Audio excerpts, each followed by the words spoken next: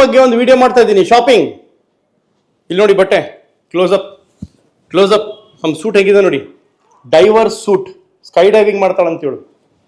So ಇಂಥ ಬಟ್ಟೆಗಳು ದಯವಿಟ್ಟು ಅವಾಯ್ಡ್ ಮಾಡಿ. ಯಾಕೆ ಅವಾಯ್ಡ್ ಮಾಡಬೇಕು? See, this the age of growth. Infant for example, she is 2.5 ತಿಂಗಳು.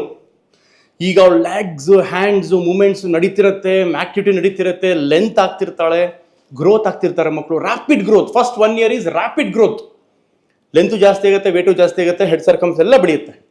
ಸೊ ಇಂಥ ರಿಸ್ಟ್ರಿಕ್ಟೆಡ್ ಬಟ್ಟೆ ಹಾಕಿದ್ರೆ ತೊಂದರೆ, ಫ್ರೀಡಮ್ ಆಫ್ ಮೂಮೆಂಟ್ ಇರೋದಿಲ್ಲ. ಸೊ ದಯವಿಟ್ಟು ನೀವು ಇಲ್ಲಿ ತನಕ ಪ್ಯಾಂಟ್ಸ್ ಹಾಕಿ ಸಪ್ರೇಟ್ ಆಗಿ ಮಿಟನ್ಸ್ ಏನಾದ್ರು ಹಾಕಿ ನಡೆಯುತ್ತೆ, ಓಕೆ. ಬಟ್ ಈ ಥರ ಕಂಟಿನ್ಯೂಸ್ ಕ್ಲೋದಿಂಗ್ ಬೇಡ. ಮೂಮೆಂಟ್ ರೆಸ್ಟ್ರಿಕ್ಷನ್ ಆಗುತ್ತೆ, ಮಕ್ಕಳಿಗೆ ತೊಂದರೆ ಆಗುತ್ತೆ. ಇಂಥ ಬಟ್ಟೆಗಳನ್ನ ಬ್ಯಾನ್ ಮಾಡಬೇಕು. ಈಗ ನಾನು ಹೋಗ್ತಾ ಇದ್ದೀನಿ ಎಲ್ಲ ಕಮರ್ಷಿಯಲ್ ಸಿಟಿ ಎಲ್ಲ ಕಡೆ ರೇಡ್ ಮಾಡ್ತೀನಿ, ಎಲ್ಲ ಅಂಗಡಿಗಳಿಗೂ. ಇಂಥ ಬಟ್ಟೆ ಅಲ್ಲೇ ತಗೊಳ್ಳಿ ಬೆಂಕಿ ಹಚ್ಬಿಡ್ತೀನಿ. ಡೆಮಾಕ್ರಸಿ ಇದು, ಫ್ರೀಡಮ್ ಆಫ್ ಸ್ಪೀಚ್ ಇದೆ, ಫ್ರೀಡಮ್ ಆಫ್ ಮೂವ್ಮೆಂಟ್ ಇರ್ಬೇಕು ತಾನೆ. ಪಾಪ ನಮ್ಮ ಮಕ್ಕಳಿಗೆಲ್ಲ ತೊಂದರೆ ಆಗ್ತಾ ಇದೆ.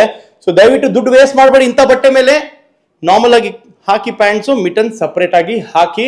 So that is very very important. ಇವಳಿಗೆ ತೊಂದರೆ ಆಗ್ತಿದೆ, ನನಗೆ ಹೇಳಿದಾಳು, ಅದಕ್ಕೆ ವಿಡಿಯೋ ಮಾಡ್ತಾ ಇರೋದು ನಾನು. I understand the language. You better understand my language. Thank you. Happy shopping. Bye.